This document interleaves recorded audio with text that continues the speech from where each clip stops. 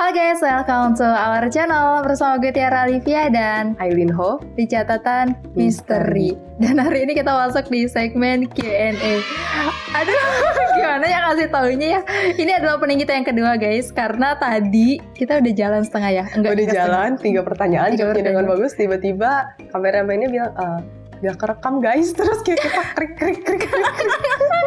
Aduh, mohon dimaklumi ya guys ya. Dan kita masuk di segmen Q&A. Ini udah lama banget kita nggak Q&A. Udah lama banget. Dan guys, informasi juga kalau kalian lihat di sini ada jajanan-jajanan. Ini bukan sponsor, bukan endorse juga. Tapi kalau misalkan kalian mau kasih donatur untuk kita syuting ya, kita tuh syutingnya setiap hari Jumat. Boleh langsung aja komen atau enggak DM di Instagram, minta alamatnya kayak kakak kemarin yang sempat ngirim misu.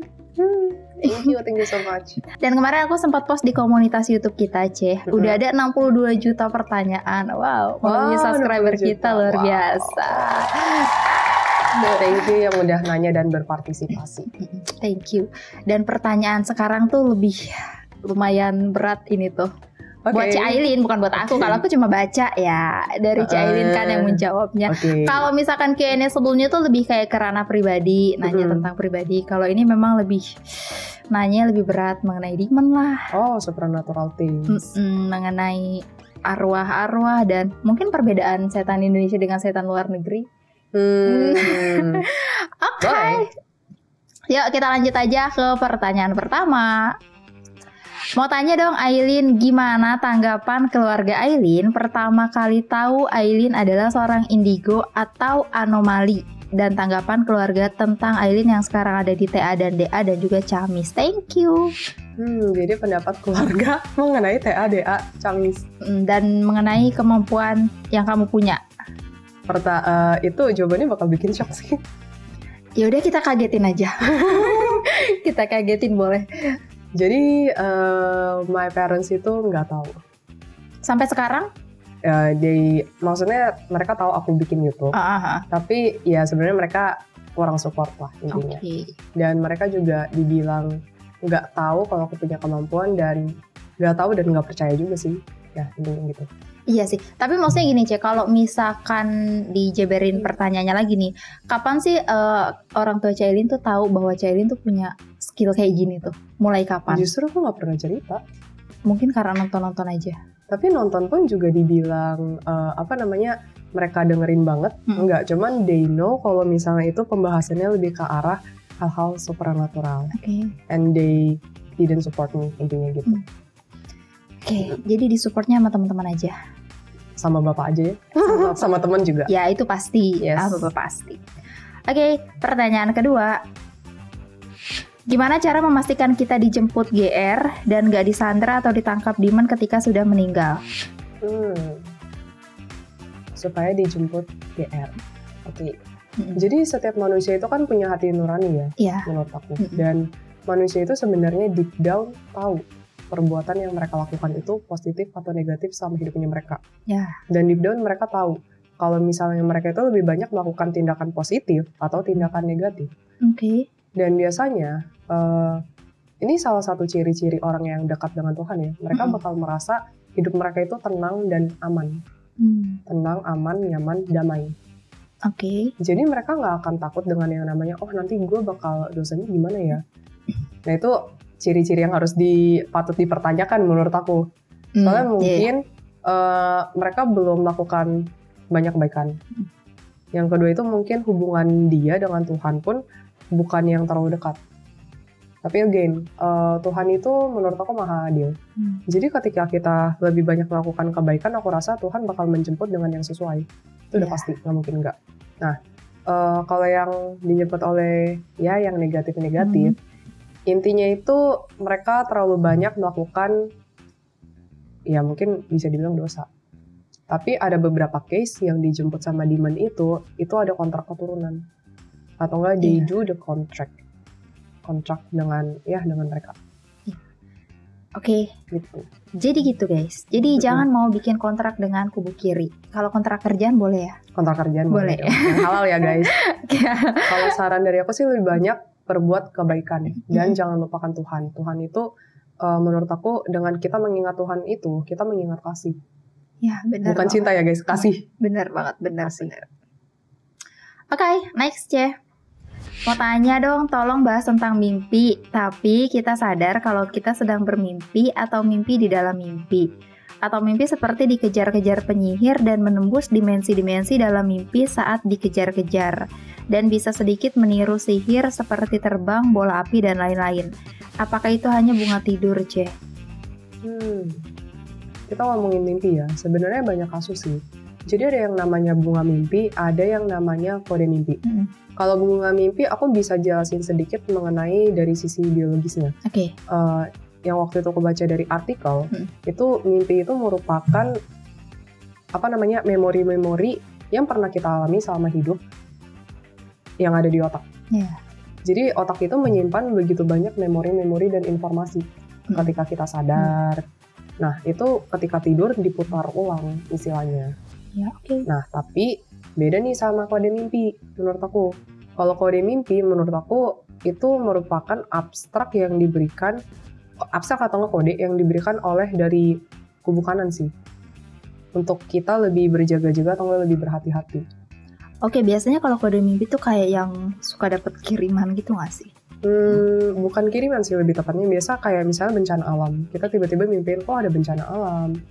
Atau nggak mimpiin tentang binatang kayak contohnya digigit ular, itu bisa jadi kode mimpi. Dan biasanya ciri-ciri kode mimpi, setahu aku, itu adalah kita lebih ingat ketika bangun tidur. Oh, lebih ingat kejadian mimpinya itu. Kejadian mimpinya. Biasa kan kalau misalnya pas lagi tidur, kita kan lupa kan kita mimpi apa. Nah, tapi kalau kode mimpi itu kita benar-benar ingat. Yang pertama. Yang kedua itu nggak berhubungan dengan apapun yang kita lakukan di hari-hari terdekat kita. Contohnya kayak kita baru nonton Avengers gitu. Terus kita mimpi tentang yang hal-hal serupa dengan Avengers. Nah, itu bisa dibilang itu bukan kode mimpi. Biasanya abstrak banget sih menurut aku. Kayak misalnya kita nggak mikirin apa, tiba-tiba kok bisa mimpiin itu gitu. Dan banyak hal sih sebenarnya. Ada juga yang memang gangguan juga ada. Oke. Ada lagi? Oh, sama satu lagi tadi apa? Lucid dream. Jadi lucid dream itu rohnya kan keluar. Aku belum meneliti lebih lanjut sih, tapi sebagian ada yang memang dari kubu kiri sih, ada pengaruh dari kubu kiri. Oke, next lagi. Kalau kita di dunia kan ada sistem hukum dan polisi, makanya bisa relatif aman jalan-jalan. Kalau sudah jadi arwah dan masih mau gentayangan, gimana caranya biar nggak diganggu demon? Apa ada sistem keamanan atau di dunia arwah itu seperti hukum rimba? Karena kalau hukum rimba ya pasti kalah di mangsa karena arwah kan tidak punya power apapun dibanding makhluk astral lain. Oh, jadi ini ngomongin tentang arwah yang pengen jalan-jalan. Demon gitu. Unik sih pertanyaannya karena arwah dan demon gimana ya? Kayak dua beda ranah sih. Dan seharusnya setiap jiwa itu setelah meninggal itu harusnya kembali ke yang punya. Tapi kan ada juga yang katanya kalau meninggalnya kecelakaan, dia nggak tenang, akhirnya dia gentayangan gitu. Iya, itu benar. Yang gentayangan yang nggak rela. Menurut aku itu salah satu, mungkin kedengarannya berat, tapi memang menurut aku tujuan akhir hidup manusia itu nggak cuma nge-stuck di bumi. Kita harus kembali dari mana kita berasal intinya kan. Nah, aku bingung sih jawab pertanyaannya karena gimana arwah dengan demon. Daripada kita fokus ke arwah, aku lebih concern mengenai manusia yang diganggu demon. Karena menurut aku itu lebih berdampak. Ya kalau arwah diganggu demon ngapain? Lebih tepatnya mungkin itu jiwa-jiwa yang punya dendam dan dikuasai, itu bisa. Oh, jadi merasuki gitu ya, mempengaruhi? Mempengaruhi. Yang contoh-contohnya arbis. Iya, itu kan dipengaruhi. Dan tapi ada beberapa arbis memang setelah aku dulunya juga karena kontrak juga ada, atau enggak terlalu mendengarkan si demonnya, itu juga ada.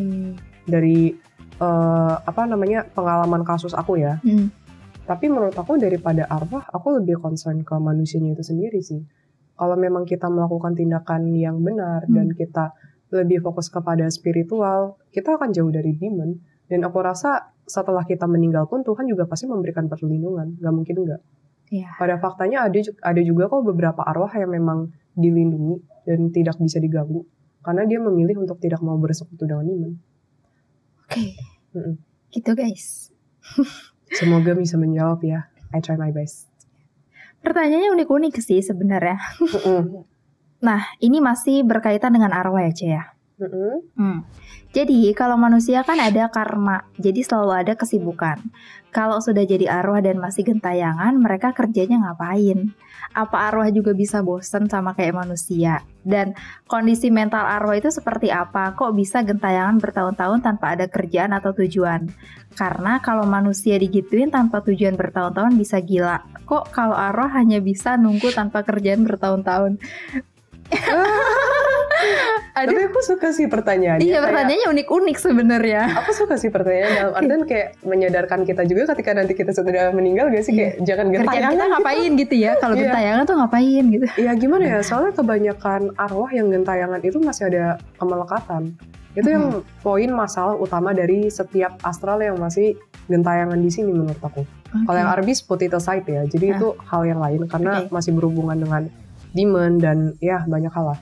Nah tapi kalau arwah yang gentayangan itu memang mereka itu masih punya kemelekatan. Jadi misalnya masih nungguin ibunya nggak rela meninggal. Ada juga yang nggak rela karena dicabut nyawanya. Baik dari itu karena kejadian, misalnya karena kecelakaan atau accident, atau enggak karena memang sudah waktunya. Tapi gitu. Dianya belum ikhlas gitu. Belum ikhlas pasti. Ada sebagian yang udah ikhlas meninggal tapi masih khawatir maupun nggak ikhlas sudah meninggal, itu kan masih kategori dan ranahnya kemelekatan terhadap dunia. Nah itu dia. Kalau ditanya aktivitasnya sih ya kebanyakan yang aku lihat diem, kayak layaknya manusia biasa aja, tapi kayak udah nggak mikirin stres kayak manusia beraktivitas segitu banyak sih. Iya, mungkin lebih banyak berkunjung ke tempat keluarganya nggak sih? Oh kadang ya, atau enggak kadang sesama arwah juga bisa berbaur dengan arwah lain kok. Ada. Iya, sebenarnya yang memberatkan mereka itu again yang tadi aku bilang kemelekatan sih. Jadi apakah bosan? Mungkin bosan, tapi karena mereka benar-benar punya will apa namanya, keyakinan ya. Iya. Yang kuat kalau mereka nggak pengen, ya Tuhan sekalipun nggak bisa maksa, gitu. Tetap harus dari free will manusia sendiri, pembelajaran dari manusia sendiri untuk belajar ikhlas. Iya. Ngomongin arwah, aku jadi inget berapa tahun lalu gitu kan. Aku ada sama temanku tuh. Jadi kita lagi bukan aku sih, tapi aku cuma dengar cerita dari temanku yang dia lagi jalan di jalan tol apa ya, arah Cibubur gitu ya. Pokoknya adalah ya jalan-jalan tol situ. Nah jadi nggak sengaja katanya si temanku ini ketemu sama arwah pakai gaun merah. Nah itu akhirnya pas aku tanya ngapain, jadi si arwah ini meninggal karena kecelakaan. Waktu itu karena abis berantem sama orang tuanya, dia ngebut-ngebut dan kecelakaan di situ. Jadi si arwahnya ini sampai sekarang cuma diem aja di jalan tol, kayak nangisin gitu kan, menyesali bisa. Gitu ya. Bisa. Penyesalan juga bisa sih. Beberapa case arwah yang bendir menghabisi nyawa sendiri itu juga banyak penyesalan. Jadi untuk teman-teman yang berpikir untuk melakukan tindakan itu, please jangan lakukan, tolong hargai hidup kalian sendiri. Hidup kalian itu bukan milik kalian tapi milik Tuhan. Jadi jangan egois. Ya karena seberat-beratnya masalah kita, tetap Tuhan itu pasti bakal bantu. Pasti bakal bantu sih. Jadi tolong, maksudnya kedepannya minta tolong sama Tuhan, atau enggak mungkin cari orang yang bisa membantu kita, baik orang terdekat atau enggak orang-orang yang lebih profesional, contohnya psikolog untuk membantu. Yang penting sadar terhadap diri kita sendiri kalau misalnya itu adalah tindakan yang destruktif.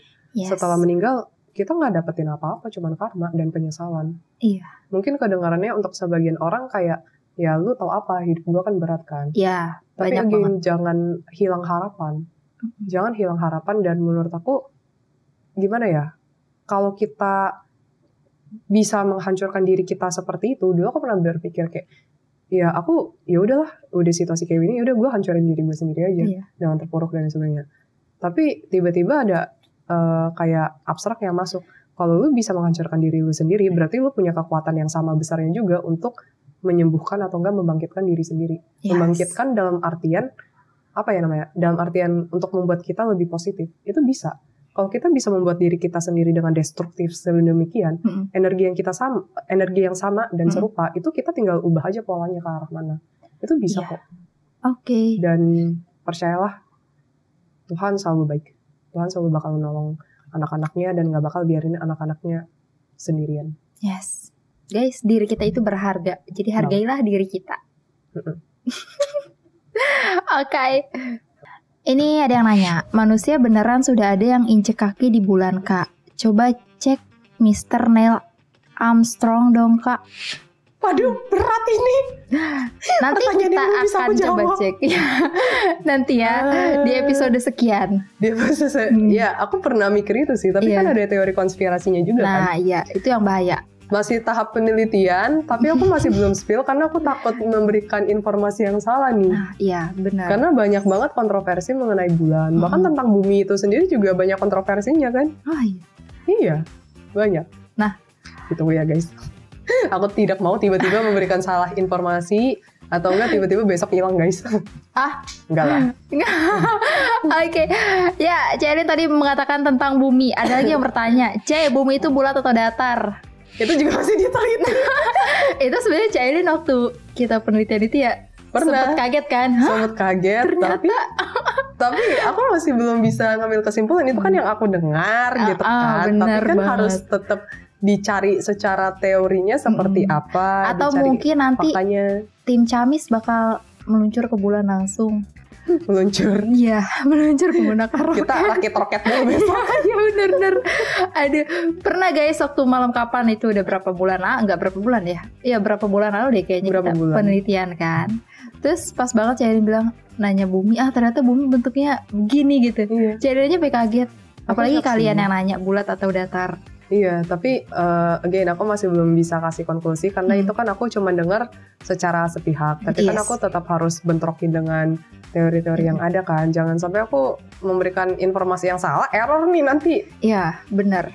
Karena kan kita nggak cuma ngambil dari sisi supernaturalnya aja, tapi memang ada teorinya juga. Terus sejarahnya seperti apa itu kan harus benar-benar matang ya guys ya. Setuju. Nggak bisa sembarangan.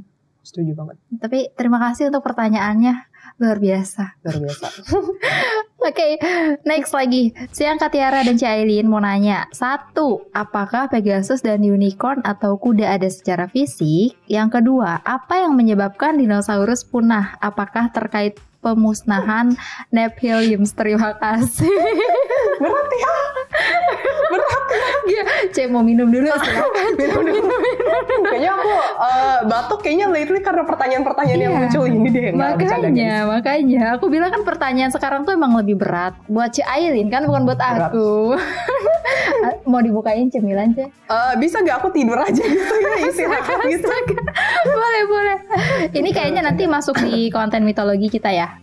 Masuk di mitologi tapi aku harus cari. Pegasus dan apa tadi? Pegasus dan unicorn, kuda. Unicorn. Masih belum bisa jawab karena aku belum pernah nemu sosoknya juga. Dan ya kita tampung dulu ya. Oke. Tapi memang beberapa sosok mitologi itu even binatang-binatangnya bentuknya aneh. Contohnya kan kemarin kita tentang naga ya. Naga aja kurang aneh apa menurut aku. Naganya kan? Naga aja benar-benar di luar ekspektasi banget. Iya. Di luar gambaran lah. Yes, banyak. Oke, thank you Kak komentarnya. Next lagi ya. Kak, kita manusia di bumi ini dikatakan hidup jika berwujud fisik. I mean ada tulang dan daging. Apakah dulu manusia pertama yang menghuni taman surga juga berwujud fisik seperti manusia di bumi? Sedangkan nanti di akhirat hayat kita menghadap Tuhan dalam wujud roh atau energi atau jiwa. Berat ya pertanyaannya. Kenapa sih hari ini pertanyaannya berat-berat? Taman Eden ya. Oke. Setahu aku sih memang walaupun manusia pertama kali diciptakan kan lengkap beserta dengan tubuhnya. Mereka juga bisa berdarah dan mereka pun juga butuh makan dan minum. Kalau kita trace back ke catatan sejarah dari kitab manapun kan dikatakan bahwa Adam pun juga menjaga tumbuhan-tumbuhan yang ada dan hewan-hewan yang ada. Dan Adam dan Hawa kan juga mengkonsumsi buah-buahan. Jadi aku rasa ya fisiknya mungkin aku nggak tahu sama atau enggak dengan manusia sekarang karena kan manusia sekarang kan bisa saja terjadi evolusi mungkin atau perubahan. Tapi yang bisa dipastikan memang tetap fisikal sih. Iya. Tapi kalau nggak ada tulang gimana? Cuma daging doang gitu? Kayak mana dia jalan? Kayaknya emang kita diciptakan dengan gambarannya seperti itu nggak sih, ada tulang untuk menggerakkan? Ada tulang dan daging. Kalau nggak ada tulang, tengkorak juga tulang deh. Lain sih. Dan pasti ada fisiknya karena kan mereka masih hidup. Bukan yang sudah meninggal kan. Kalau yang sudah meninggal kan memang tinggal sisa jiwa, setahu aku. Gitu. Oke. Gitu ya guys ya. Next ya. Kak, aku sering ketindihan dari SMP sampai udah punya anak 2 yang udah besar mau masuk SMP. Solusi untuk aku apa ya Kak? Kalau ketindihan ya, pertama coba cek dari medisnya dulu. Aku tetap saranin lewat jalur medis dulu. Kenapa? Karena kadang beberapa case kita ketindihan itu karena kita kelelahan atau enggak pola hidup kita nggak benar. Nah, kalau dari medisnya udah oke, bisa jadi itu dari arah supranatural nih. Itu biasa kadang ada yang ganggu sih. Either sosok lebih ke jin sih setahu aku kebanyakan. Yang ganggu, yang pengen istilahnya ya pengen ganggu. Kalau misalkan jin ganggu itu karena dia pengen menguasai kita atau emang cuma iseng ganggu aja sih? Tergantung jinnya juga, soalnya ada yang memang ganggunya itu benar-benar niat ganggu. Ada yang memang pengen menguasai. Ada yang karena suka juga bisa. Jadi tergantung case by case. Aku nggak bisa jawab dengan satu kata yang maksudnya ultimate gitu karena tergantung case by case gitu. Gak mungkin kan langsung kayak dibilang, ini ada faktor harus diganggu atau ini gitu kan. Biasa sama klien pun kita juga satu persatu maksudnya kita telusuri dulu karena apa. Tapi menurut aku sama satu lagi, ruangannya tolong dibersihkan juga ya. Soalnya kadang maksudnya kita bisa mengundang astral itu karena ruangan kita nggak bersih dan agak gelap. Jadi pastikan ruangannya juga bersih. Soalnya ada waktu itu aku lupa ada klien yang mana, dia kayaknya suka ketindihan juga deh. Terus pas aku coba cek, ternyata ruangannya agak kotor sih. Agak kotor. Astralnya suka di situ. Kebetulan astral yang ganggu itu adalah astral yang negatif. Dan again jangan lupa doa juga. Jadi tempat juga mempengaruhi ternyata ya. Tempat juga mempengaruhi. Thank you, Ce. Next ya.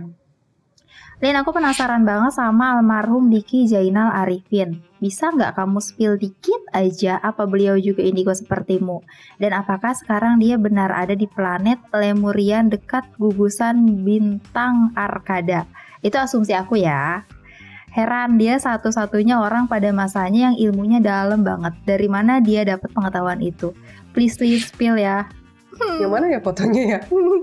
Jadi gini. Ada fotonya kah? Ada bentar. Tadi aku cari sih. Dari fotonya ya, aku ngerasa memang dia orang bisa dan dia mendapatkan banyak banget intuisi gitu sih. Tapi aku juga ngerasa kayaknya dia punya sosok penjaga di belakang. Intinya begitu. Ya. Nah terus untuk jiwanya ya honestly aku masih belum berani radar dia di mana karena dari tadi pas aku coba radar ada banyak manipulasi sih. Cuman memang kalau aku radar dari orangnya dia bukan orang yang jahat. Baru segitu doang yang bisa aku spill. Nah, bisa nggak Ce masuk ke kontennya Camis? Kita lihat dulu ya. Kita lihat. Sepertinya menarik. Menarik sih.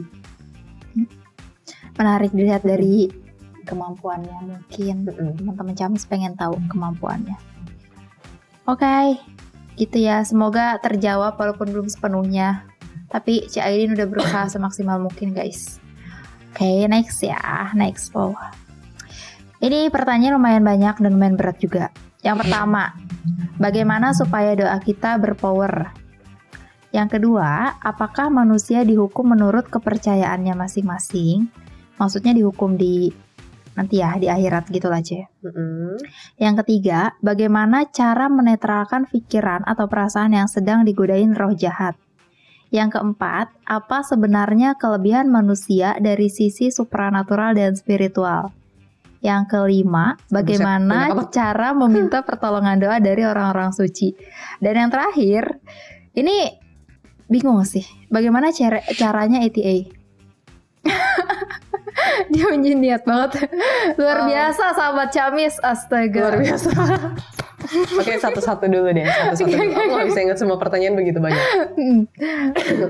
Yang pertama, bagaimana supaya doa kita berpower? Berpower? Kayaknya daripada berpower mungkin kalimat yang lebih tepat didengar kali ya. Ya. Pertama, pastikan kita nggak punya niat yang negatif ketika berdoa. Karena aku rasa gimana ya, Tuhan pun juga akan milih-milih sih. Iya. Dan juga kedua, kalau mau lebih didengar doanya, jadi orang baik dan banyak berbuat kebaikan. Ya. Karena ketika kita minta, Tuhan lebih mudah mengabulkan sih. Itu dari pengalaman aku pribadi. Gitu, kalau ingin mengabulkan. Cuman satu hal yang pengen aku ingetin lagi, di hadapan Tuhan itu jangan seperti kesannya itu transaksional. Karena aku menemukan banyak banget klien yang mengatakan aku sering doa, dan apa ya, pas aku ngeliat kesannya itu kayak transaksional sama Tuhan. Maksudnya gimana transaksional? Yang aku radar, ketika mereka pengen sesuatu agak maksa, Tuhan aku pengennya gini, agak maksa, itu pertama. Kedua lebih ke arah, oke, gue bisa kasih segini Tuhan, lu bisa kasih gue apa? Itu transaksional dong. Iya, sedangkan di hadapan Tuhan kita harus punya hati yang tulus. Nah, benar ketika banget. Kita memberi, contohnya, ya kita memberi dengan tulus, dengan niatan, contohnya supaya orang-orang tersebut bisa lebih terbantu, atau enggak supaya membuat Tuhan itu senang. Itu juga boleh salah satu alasan yang menurut aku mendasari kita kenapa melakukan tindakan yang baik. Gitu. Ataupun ketika berdoa sekalipun. Jadi jangan ke arah yang duniawi ataupun berpusat ke egonya masing pribadi. Gitu. Itu menurut aku jatuhnya lebih transaksional. Sama Tuhan gak bisa, karena Tuhan baca hati again. Jangan datang pas ada maunya aja. Setuju. Itu banyak banget. Kalimat yang aku setuju banget. Datang pas lagi ada maunya, ketika lagi nggak ada apa-apa, ya udah Tuhannya dilupakan. Tuhan bukan barang, teman-teman. Iya, bener banget. Ya, jadi ketika baru dibutuhkan baru dicari itu barang yang nggak gitu. Kadang kita juga males, Kayak misalkan aku datang ke Cielin cuma buat butuh doang. Terus giliran aku nggak butuh dilupain gitu kan. Nah itu dia. Kita juga nggak. Kita aja sebagai manusia kayak ya apa sih lo gitu kan. Iya. Kesannya itu membarangkan manusia, bukan memanusiakan manusia. Menurut aku Tuhan nggak bisa digituin ya guys. Apalagi menurut aku Tuhan itu kan benar-benar baik banget. Ya. Kalau teman-teman benar-benar dekat sama Tuhan, pasti teman-teman bakal merasakan kalau misalnya Tuhan itu sangat amat baik. Yes. Kita masih bisa bernafas, kita masih diberikan tubuh yang lengkap. Yeah. Kita masih bisa melakukan misalnya pekerjaan, at least. Yes. Itu adalah salah satu kasih yang diberikan Tuhan. Bahkan nafas itu sendiri merupakan kasih dari Tuhan itu sendiri sih, for me. Itu benar banget. Oke. Pertanyaan yang kedua, apakah manusia dihukum menurut kepercayaannya masing-masing? Mungkin aku akan lebih menjawab dihukum berdasarkan sistem yang ada. Kalau kepercayaan menurut aku di setiap agama kan berbeda-beda. Bisa aja dihukum mungkin yang kita lihat dengan cara A, dengan cara B. Tapi again, menurut aku setiap pemahaman yang ada di agama itu saling melengkapi. Jadi nggak cuman satu arah doang, tapi bisa aja kita kepercayaannya A, tapi kok dihukumnya B. Bisa aja juga. Karena kan again sistem itu udah ada. Sebelum bahkan agama itu ada menurut aku. Tapi agama itu kan mencoba untuk menjelaskan apa yang bisa mereka mengerti mengenai dunia lain kan, maupun dengan sistem yang sudah ada ini. Gitu. Yang ketiga, bagaimana cara menetralkan pikiran atau perasaan yang sedang diganggu roh jahat? Menetralkan. Sadar dulu sih. For me yang pertama, yang paling penting adalah sadar dulu kalau memang itu adalah destruktif dan sadar kalau itu memang adalah gangguan. Kalau manusia nggak sadar susah. Menurut aku. Merasa dirinya enggak kok, gue nggak bermasalah. Yang pertama sadar. Yang kedua punya keyakinan kuat untuk keluar dari pikiran-pikiran negatif. Tadi ngomongnya pikiran negatif ya? Iya. Pikiran atau perasaan yang digoda sama roh. Ya mungkin biasanya ini ya. Aku pernah dikasih tahu gini. Kalau galau jangan terlalu ngegalauin. Biasanya kalau kita galau sedikit aja itu energi astral tuh bakal ngedeket ke kita. Nah mungkin bisa. Gitu. Jadi ketika kita galau energi astral ngedeket ke kita, makin dah kita digodain atau diganggu. Nah gitu caranya gimana biar bisa netral. Karena kalau orang-orang galau susah buat netralin hati dan pikiran meningkatkan vibrasi yang lebih positif menurut aku. Dan itu again nggak mudah, tapi kita harus coba berjuang melawannya. Dan kedua itu menurut aku it's all about practice dan konsistensi sih. Jadi contohnya kita memberikan afirmasi yang positif ke dalam diri kita, itu juga bisa. Jadi kadang alam bawah sadar kita, setelah aku baca dari beberapa sumber ya, terbiasa dengan yang namanya kebiasaan. Kita bergerak karena kebiasaan. Nah, coba rubah kebiasaan-kebiasaan tersebut dari hal-hal yang kecil. Contohnya, misalnya kayak kita menjadi sosok yang nggak percaya diri. Kita coba afirmasiin tiap hari ngomong. Bisa dengan menulis, tiap hari menulis di kertas, atau enggak dengan berbicara, aku percaya diri. I trust myself, I trust myself. Itu juga bisa. Banyak cara kok menurut aku. Atau enggak cara lainnya bisa juga dengan olahraga, itu meningkatkan hormon-hormon yang positif setelah aku. Jadi coba cari caranya yang sesuai dengan teman-teman. Atau enggak ada sebagian klien yang aku kasih saran, udah kamu fullin kegiatan kamu aja. Cari kesibukan. Cari kesibukan. Maksudnya jangan sampai berlebihan juga ya. Cuman cari kesibukan jadi nggak punya waktu untuk mikir yang aneh-aneh. Nah, benar. Itu juga bisa. Jadi menurut aku coba akalkan dan jangan pernah nyerah. Gitu. Kan manusia punya akal. Dikasih akal, masa nggak bisa dipakai akalnya? Setuju. Jangan takut dengan yang negatif-negatif itu karena mereka kan ganggu. Tapi tetap yang pegang kendali akan hidup kita dan pilihan hidup kita adalah diri kita sendiri. Benar banget. Oke, next ya. Apa sebenarnya kelebihan manusia dari sisi supranatural atau spiritual? Dari supranatural dan spiritual. Dari supranaturalnya menurut aku, manusia itu dibekali dengan beberapa protektor sih, dalam artian contohnya dari akal. Akal itu salah satu penangkal untuk kita diganggu oleh astral. Dari hal-hal supranatural menurut aku. For me ya. Kedua, dari sisi spiritualnya kalau kita percaya sama yang namanya Tuhan dan sebagainya, itu ada ekstra protektor lagi dari supranatural. Kelebihan dari spiritualnya menurut aku, suara kita kadang lebih didengar sih sama Tuhan. Soalnya ada beberapa astral pas aku temuin kayak mereka bilang, kok nggak fair manusia gini, kok kesannya kayak manusia kok lebih disayang. Sirik ya astral. Iya, sirik. Apa sirik. Pengen jadi manusia juga astral? Ya lebih tepatnya daripada pengen jadi manusia, pengen menghancurkan manusia. Makanya mereka melakukan banyak politik untuk menghancurkan manusia gitu kan faktanya. Ya sabar. Betul. Betul. Sudah cukup. Next. Oh, dan satu lagi. Apa? Yang dari spiritual. Tuhan berkali-kali memaafkan manusia. Nah, itu. Bahkan ada yang konsep reinkarnasi. Mungkin sebagian orang menganggap reinkarnasi itu nggak ada, ya it's okay sebenarnya. Tapi jangan menganggap remeh mengenai reinkarnasi. Karena itu kesempatan yang luar biasa yang Tuhan kasih untuk manusia supaya belajar kembali sih. Bisa belajar, ya tergantung manusia. Ada yang reinkarnasi karena beberapa faktor lah. Ada yang pertama karena memang untuk naik ke level berikutnya. Jadi level satunya udah beres nih. Oke, saatnya kamu naik nih ke tingkat SD, kamu belajar something new. Ada yang karena ngulang istilahnya untuk apa sih namanya, bayar karma ada. Ada yang kayak sekolah lagi bahasanya. Itu bayar karma, sekolah lagi. Aku taruh satu kategori karena kan mengulang, memperbaiki kesalahan yang lalu kan intinya. Terus ketiga ada yang Tuhan kasih kesempatan untuk jiwa tersebut karena jiwa tersebut nggak fair. Contohnya kayak meninggal karena kecelakaan, atau nggak kayak dihabisi. Ya itu gimana? Sedangkan manusianya kan masih pengen hidup dan tugasnya kan belum selesai kan. Tuhan alokasikan. Ada yang terakhir itu memang karena tugas. Tidak semudah itu, tapi menurut aku ya manusia luar biasa sih. Gitu.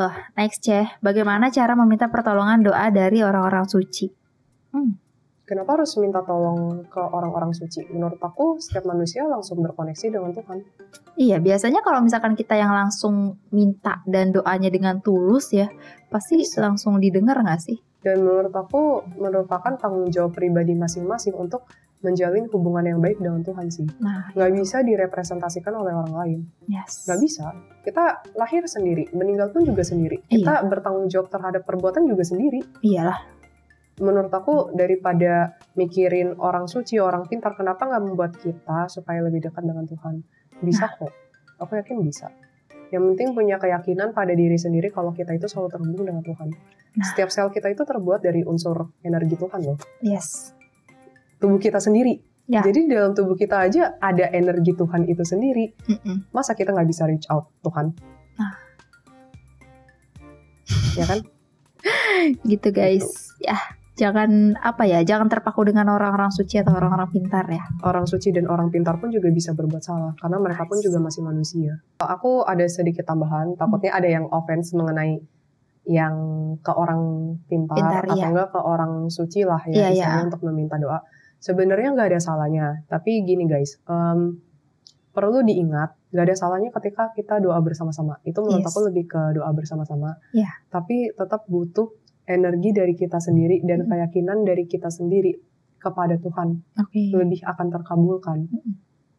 Jadi bukannya karena atas doa dia yang akhirnya terkabulkan, tapi karena atas doa kita sendiri. Tuhan tuh tetap melihat iman kita. Intinya kayak gitu. Orang suci pun juga punya path hidupnya sendiri, makanya mungkin mereka lebih didengar menurut aku. Gak ada salahnya untuk membantu orang lain berdoa, apalagi mungkin menurut aku pribadi ya, ketika berdoa itu kan kita meradiasikan sesama energi positif, supaya kita lebih fokus, supaya kita lebih lebih sinkron energi positifnya ke ketuhanan ya menurut aku. Itu gak ada salahnya dan menurut aku juga sometimes bagus kalau itu bisa membangun kita. Tapi again, yang pengen aku tekenin lagi, orang pintar manapun ketika mendoakan kita, tapi kalau kita gak percaya Tuhan itu sama dengan nol. Ya, balik lagi tentunya ke diri kita sendiri. Dari kita sendiri, karena yang butuh aja kita. Kita minta sama Tuhan. Benar. Berarti kita harus percaya sama Tuhan. Tuhan gak mau nolong anak-anaknya yang emang gak percaya sama dia. Istilahnya mau gak kayak Katiara gitu contohnya. Minta tolong dong Katiara, tapi aku meragukan Katiara gitu. Ya, ngapain? Iya kan? Ya Tuhan juga kayak begitu. Harus benar-benar dari kitanya sendiri juga percaya 100%. Tapi kalau memang minta bantuan dari orang pintar atau orang suci yang mungkin membantu kita lebih fokus, lebih yakin lagi dengan afirmasi positif tersebut, gak masalah. Gitu. Oke, yang terakhir ini, bagaimana caranya ETA? Bagaimana caranya ETA? Pertama harus minimal sensitif dan bisa sih. Kalau nggak bisa juga aku nggak punya pilihan juga sih. Iya. Terus nggak bisa sembarangan kan? Takutnya nggak bisa pulang. Satu bisa nggak bisa pulang. Kayak yang biasa Ci Ailin kan kalau suka nyasar kadang. Pulang sih, masih pulang sih, masih tahu jiwanya, masih tahu. Yang kedua takutnya ditahan. Gitu. Dan gimana ya, menurut aku kuatin iman juga, dan memang kalau pengen ETA itu memang harus banyak latihan juga sih, latihan, belajar. Jangan deh mau buat apa juga. Ya tergantung tujuan dan fungsinya sih, tapi kalau untuk main-main aku nggak saranin. Tapi kalau memang punya tugas dan keperluan, ya yang bisa aku bilang ETA itu adalah kayak kita memecah kesadaran ya. Bisa dibilang kesadaran kita ke situ. Ke situ. Kita masih bisa kontrol full, tapi again butuh latihan. Aku bingung jelasinnya sih. Susah sih. Karena harus dipraktekkan, aku bingung gimana praktekannya. Gak usah. Nanti kamu gak bisa pulang nyasar, saya bingung. Nah itu dia. Ya, masa harus telepon tim DA kan gak mungkin. Telepon tim DA. Ya. Gitu. Tapi kalau misalkan memang tidak dipergunakan dengan baik atau kayak cuma buat main-main, mending gak usah. Ya. Aku nggak menyarankan karena dunia sana banyak banget manipulasinya. Kadang kalaupun kita udah menguasai ETA, apakah kita bisa melampaui, maksudnya menembus manipulasi tersebut? Pertanyaannya. Jangankan di sana guys, banyak di resiko. Kehidupan kita juga banyak penipuan guys. Banyak. Di depan mata, teman sendirinya bisa nipu kok. Nah itu dia. Depan mata cek. Depan mata iya sih, bener ya kamera. Next lagi ya. Bahas kapal laut Mary Celeste yang legend dong. Itu semua penumpangnya kemana waktu ditemukan kapalnya keadaan kosong? Thank you. Nah, itu kapal yang mana lagi? Kapal ini nih, kapal apa sih? Kapal kargo dia yang tenggelam itu, Lece. Yang di mana ya? Tapi penumpangnya tuh pada nggak ada memang. Penumpangnya nggak ada. Jadi. Oh maksudnya tenggelam tapi penumpangnya nggak ditemukan. Biasa kalau misalkan ada kecelakaan kapal, penumpangnya paling masih bisa ketemu lah 1 atau 2. Ini benar-benar nggak ada sama sekali. Oh jadi dia berangkat dari Staten Island, New York menuju Genova, Italia. Jadi selain kapten dan kru yang sebanyak 7 orang, dia juga membawa 2 penumpang. Ada istri si kaptennya. Nah itu mungkin ya. Dan anak perempuan berumur 2 tahun. Yang totalnya membawa 10 orang penumpang. 10 Jadi orang penumpang. Lebih ke keluarganya sih penumpangnya. Bukan kayak penumpang orang lain gitu. Gitu. Pantas aku ngeliat ada perempuan. Perempuan dewasa sih. Ya mungkin itu istri si kaptennya. Oke. Gitu. Coba lihat lagi kapalnya. Ya with our best. Jadi ini kalau teman-teman tahu tiap kali kita DA juga begini ya. Jadi prosesnya nggak secepat itu ngeliat foto udah tahu. Nggak gitu guys. Harus diteliti juga menurut sejarahnya, menurut teorinya. Aku jawab seperlunya aja ya guys. Soalnya ini butuh teliti juga dan prosesnya nggak mudah. Kayak di DA juga biasa penelitiannya juga lama untuk satu konten doang. Lama banget. Itu behind the sini kita udah nge-search kadang ya gitu lah. Tapi aku ngerasa sebagian ada yang udah tenang sih. Awalnya memang pada nggak rela aku lihat. Dan beberapa kayak shock. Beberapa shock. Iyalah. Beberapa shock aku lihat kayak ada air masuk di kapalnya. Ya, intinya gitu. Baru sekilas itu doang sih, tapi aku masih belum bisa menjelaskan full. Gitu. Udah guys, ini pertanyaan kalian tuh mungkin nanti akan kita tampung sebagai ide konten lagi. Ya, jadi bisa. Terima kasih. Gitu. Oke, next aja. Ini banyak banget pertanyaannya. Jadi kalau misalkan nggak kebaca semua, mohon maaf lahir batin ya, karena kita juga kan durasi nggak bisa lama-lama. Takutnya bosen kalian. Karena ini pertanyaannya luar biasa. Aduh, luar biasa, berbobot banget.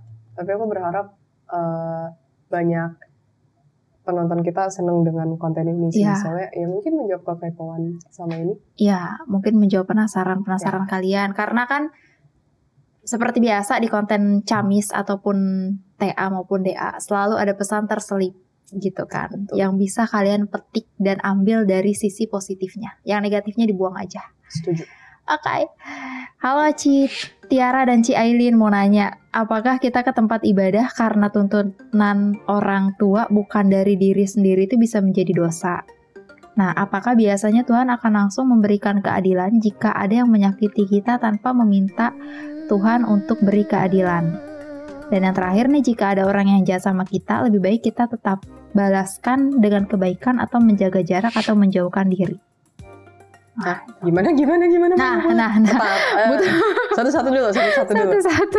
Oke nih, jadi yang pertama tuh, apakah kalau misalkan kita pergi ke tempat ibadah karena disuruh orang tua, bukan karena kemauan kita sendiri, itu menjadi dosa?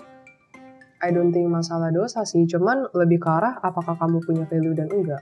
Dan kalau memang karena terpaksa, ya mungkin untuk menyenangkan hati orang tua, sebenarnya tergantung masing-masing orang juga sih. Ada yang nggak bermasalah di situ, tapi ada yang benar-benar menolak kan ketika dipaksakan. Better ini sih menurut aku pintar-pintarnya dari kita untuk mengatur. Soalnya menurut aku pribadi, ketuhanan itu bukan berarti kita sering ibadah. Banyak kok orang yang ibadah tapi tidak berketuhanan. Banyak. Iya. Oke, yang kedua, apakah biasanya Tuhan akan langsung memberikan keadilan jika ada orang yang menyakiti kita tanpa kita meminta atau berdoa dulu sama Tuhan? Oh, maksudnya ada orang yang jahat sama kita, tapi belum tentu kita doa dan ngadu ke Tuhan, terus bisa gak sih dia langsung dibalas sama Tuhan? Nah, gitu.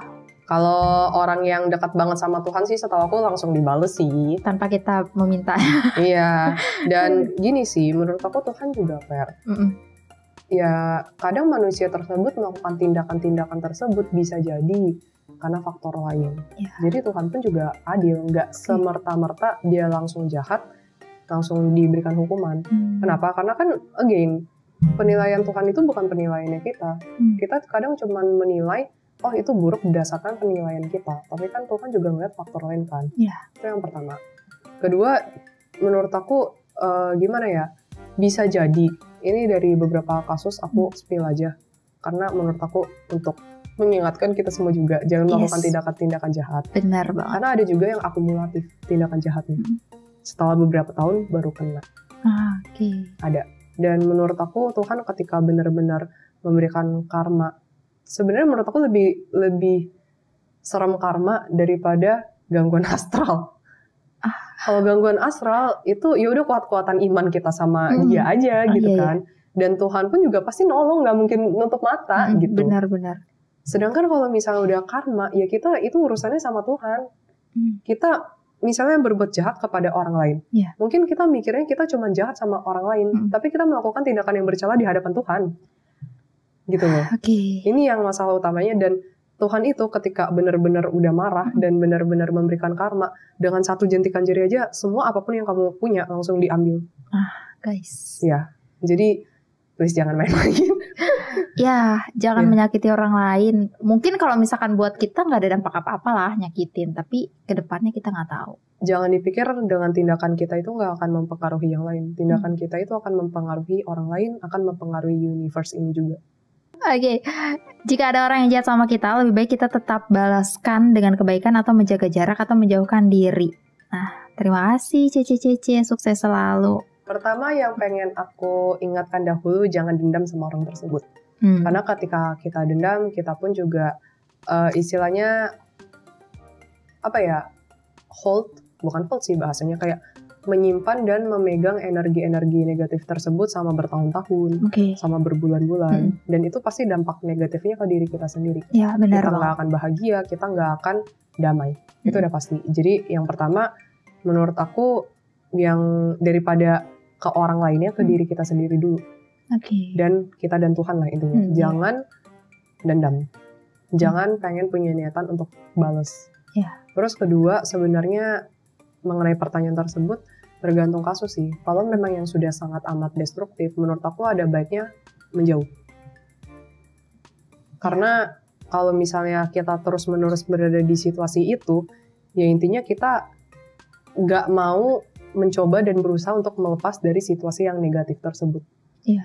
Kan ada misalnya yang lingkungan yang benar-benar toksik, ya kan? Itu beneran deh putusin hubungan aja nggak apa-apa menurut aku. Tapi ada beberapa kasus yang menurut aku ya udah dibiarin aja.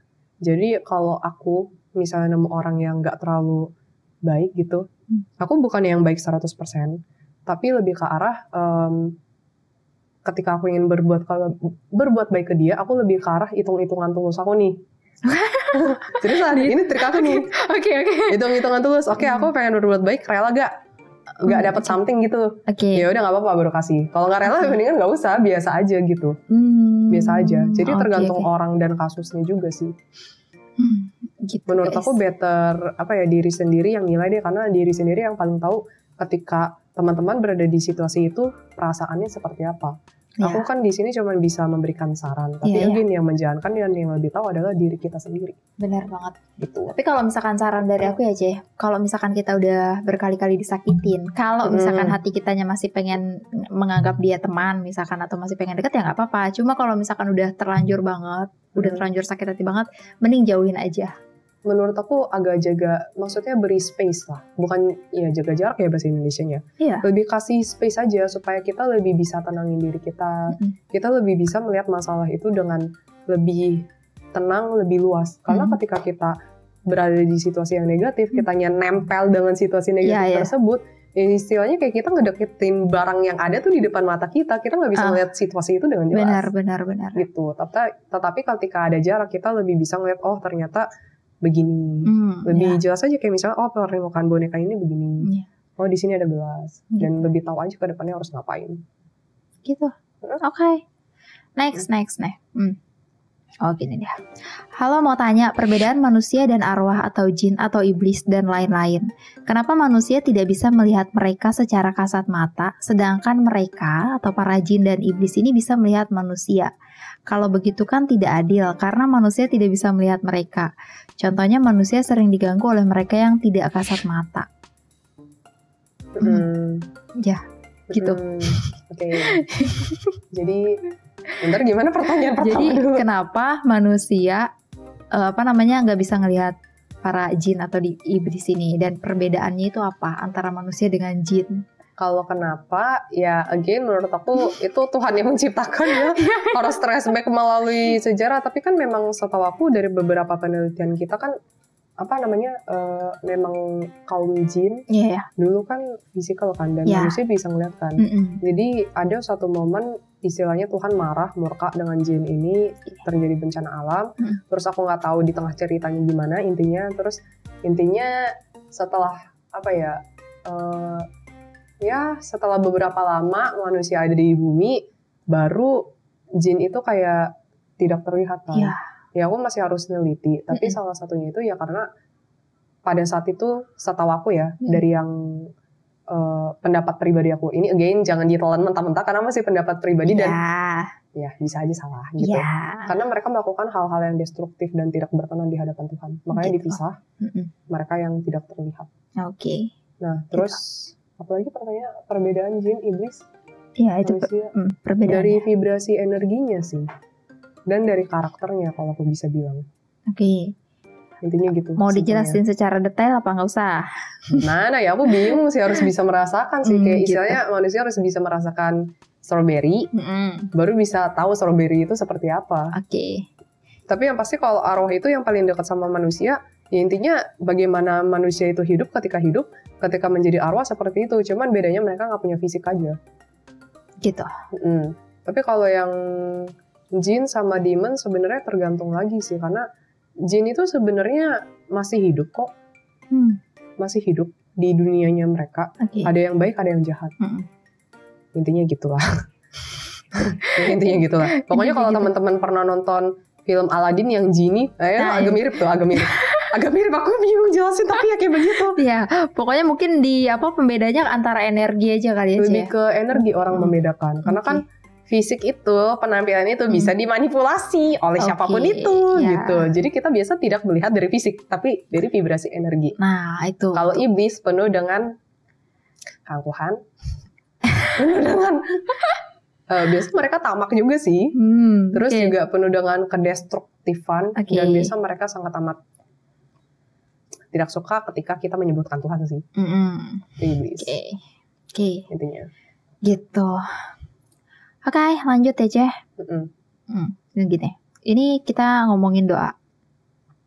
Katanya gini, bahas mengenai doa dong, Kak. Gimana caranya doa yang benar versi supranatural Ci Ailin?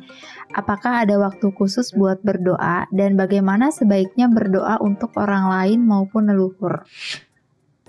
Aku jawab yang orang lain dan leluhur. Boleh. Kalau leluhur itu intinya lebih ke arah kita doanya tetap ke Tuhan, bukan kalau leluhurnya.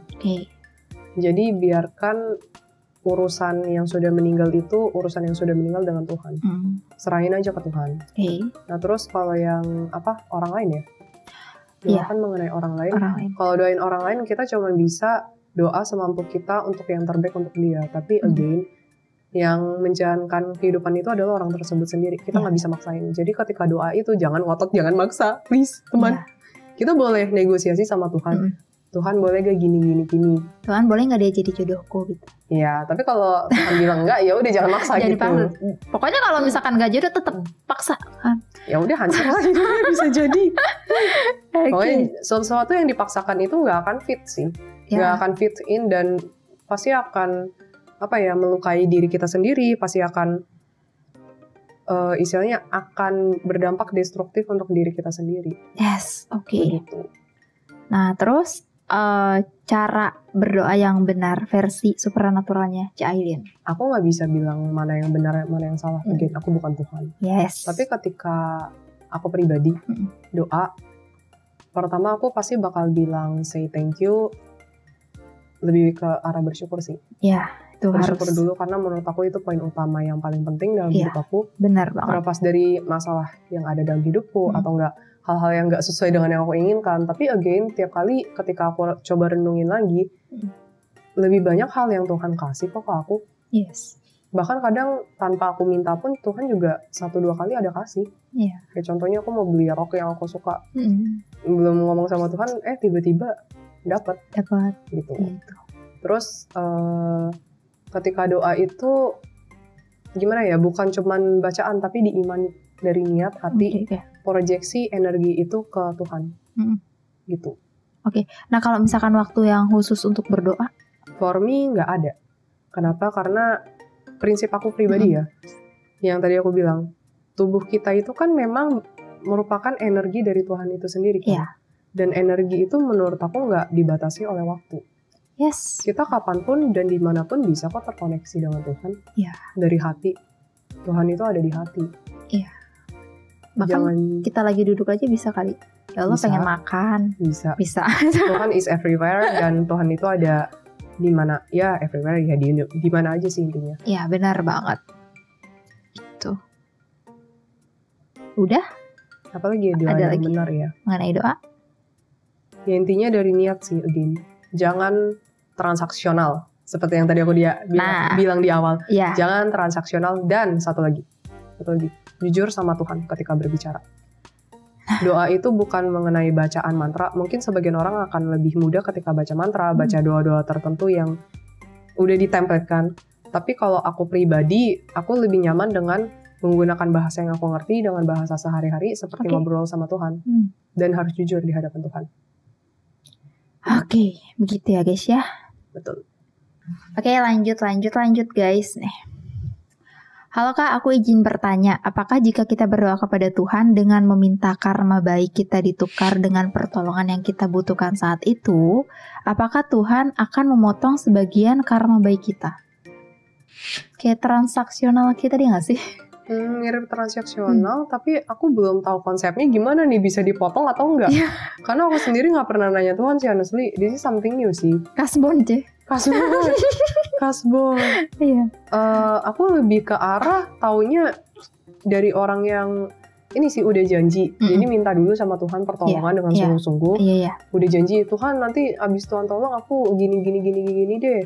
Ya Tuhan janji, tapi biasanya abis itu ditagih. Biasanya yang kayak gitu sih.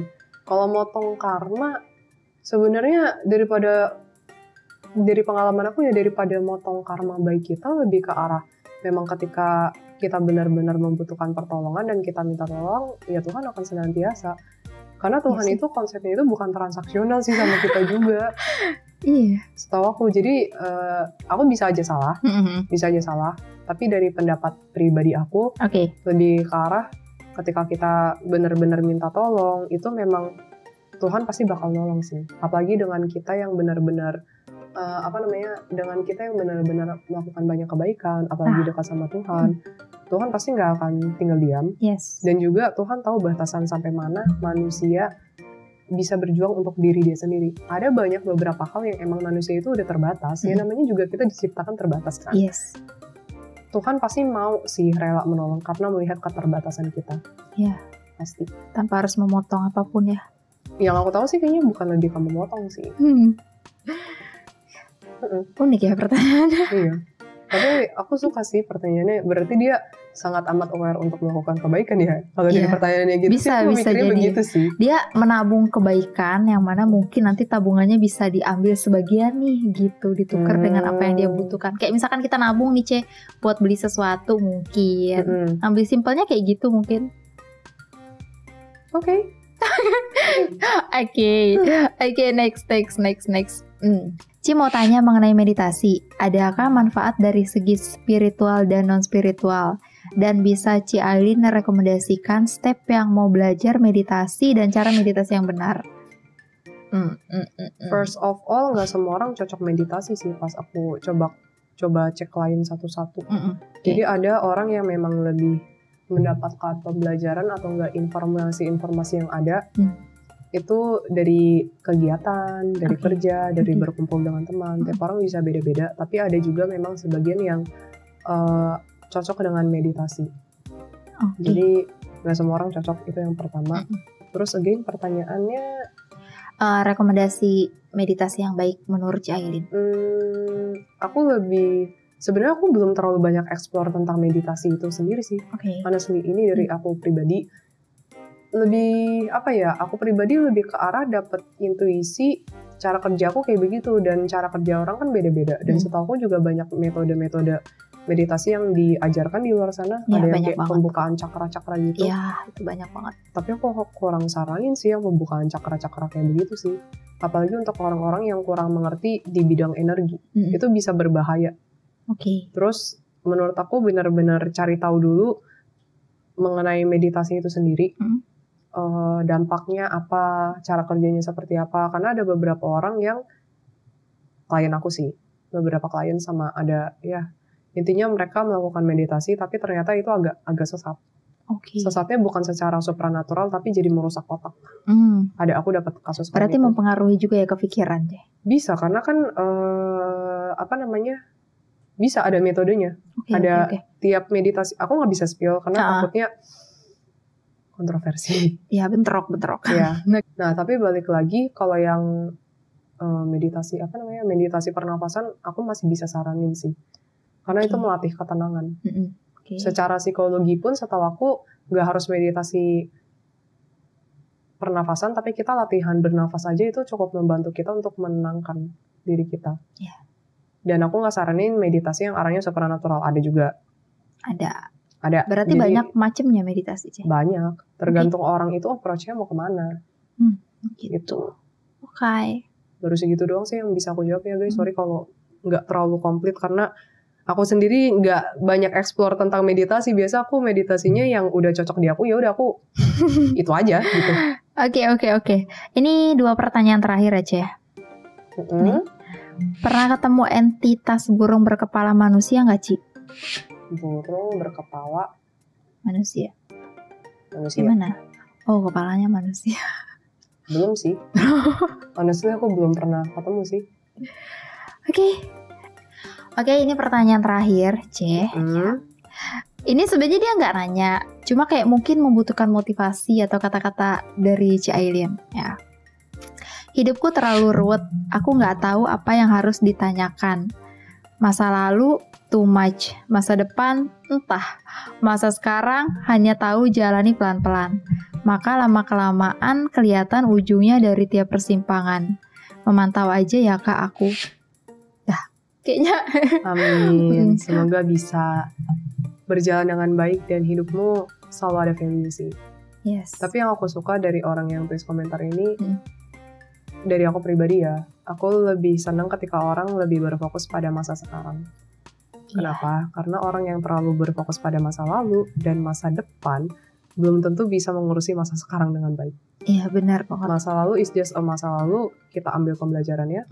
Masa depan itu masih jauh di depan, banyak hal yang kita nggak bisa prediksi. Membangun masa depan untuk menjadi lebih baik itu menurut aku baik untuk dilakukan, bukan yang buruk.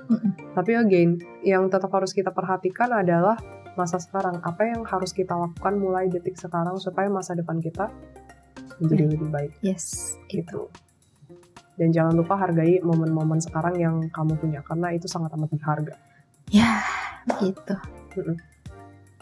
Lumayan banyak banget yang belum kebacain, komentarnya bagus-bagus, dan seperti yang tadi aku bilang ya Ci, berkali-kali aku bilang komentar kalian saat ini tuh lumayan berat, aku mikir di luar prediksi Ci Aileen, karena Ci Aileen sendiri nggak baca, aku sengaja serahin ke Katiara sih. Nggak baca, begitu pas di pertanyaannya begini-begini congok makanya kayak tarik nafas dulu.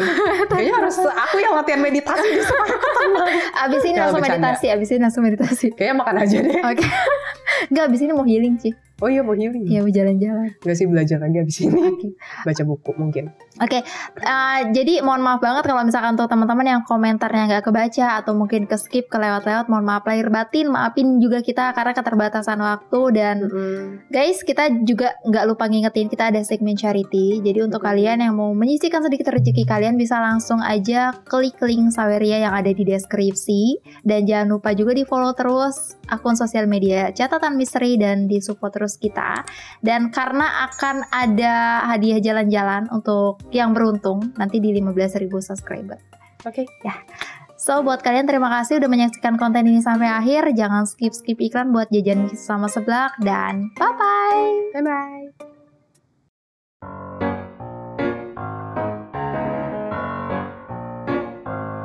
Bentar aku udah sempet cari sih. Ya hilang. Nah ini dia. Oh itu udah dibuka sambil dimakan, bisa. Iya, makan dulu deh daripada aku stres. Nah ini. Nah jadi membangun apa ya? Ya. Waduh, berat ini.